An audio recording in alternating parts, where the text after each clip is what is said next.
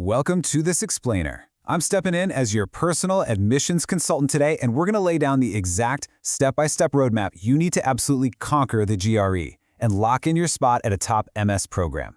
We're decoding the whole shebang right now so you can walk into test day feeling totally unstoppable. Let's get right into it. Look, if you're an international applicant gunning for those elite engineering, data science, or computer science degrees abroad, the GRE probably feels like a massive looming roadblock, right? I mean, you're already juggling totally different grading scales, crazy competition, and let's not even talk about visa stress. But honestly, today we're going to slay that beast together and actually turn your score into your absolute strongest asset.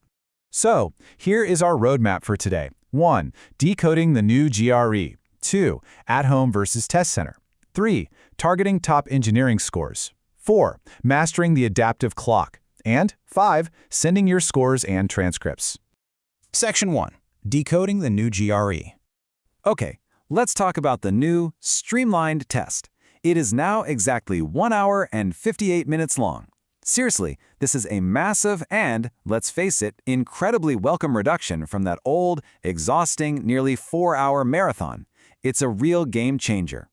You're basically facing a fast-paced sprint now instead of a grueling endurance test. Trust me, your bladder will definitely thank you. Now, you got to understand how the exam actually works. The GRE uses section-level adaptive testing. This means your performance on the very first verbal or quant section directly determines the difficulty of your second section. Now, why on earth would you want harder questions? Well, because the algorithm scales your final score based on that difficulty. Reaching and, of course, conquering that harder second section is literally the only way to hit those top-tier scores. Let's break down exactly what this 118-minute sprint looks like. You kick things off with one analytical writing task for 30 minutes, followed by 2 verbal reasoning and 2 quantitative reasoning sections. That totals 54 multiple-choice questions. But, and this is a huge but, there are no scheduled breaks. None. 0. You are going to transition immediately from writing that essay straight into intense problem solving. So yeah, even though it's shorter, stamina is absolutely still required. Section 2. At home versus test center. So where should you actually take this high-stakes exam? Well, test centers offer a completely controlled, standardized, distraction-free environment. Plus, those scores are universally accepted by all graduate programs. On the flip side, the at-home GRE gives you incredible scheduling and location flexibility. But you have to remember, it puts the entire burden of technical stability completely on your shoulders, and it's actually not universally accepted by every single program out there. If you're leaning toward that at-home option, you absolutely must verify your setup against the official tech checklist. We're talking an approved operating system, a flawlessly working webcam and mic, a secure private room with closed doors, and a rock-solid internet connection. Seriously, a spotty connection or a family member accidentally opening your door could literally get your test invalidated on the spot. Honestly, for a lot of international students where power or internet can be a bit unpredictable, the test center is usually the safer bet. Section 3. Targeting top engineering scores. You're probably wondering, okay, what's a good score? What target do I actually need to aim for to get into a top-tier STEM or computer science program? Like, is a 310 enough? Do you really need a perfect 340?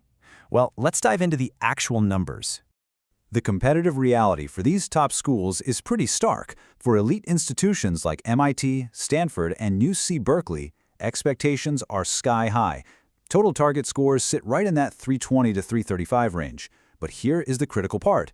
As an international engineering or computer science applicant, you absolutely must target a quantitative score of 165 or higher.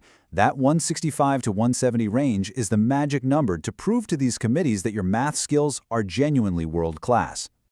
You know, the GRE really provides a uniform metric to compare applicants from various backgrounds. That perfectly explains why this test matters so much, especially for international students.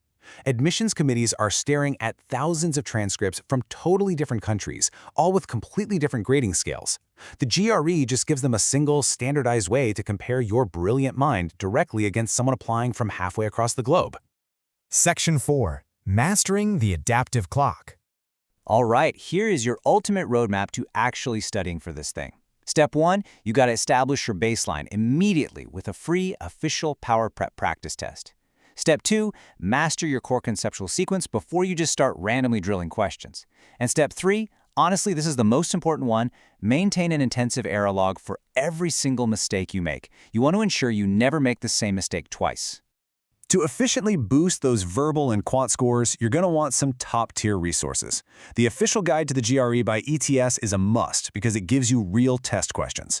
Manhattan Prep's 5-pound book is absolutely phenomenal for drooling those tough math concepts until they become second nature. And Kaplan's Prep Plus is another really solid tool to have in your arsenal. Now, when test day arrives and that adaptive clock starts ticking, you have got to be ruthless with your time management. Skip the overly complex questions and secure those easy points first. Never, ever spend more than 3 minutes on any single question. It's just a trap.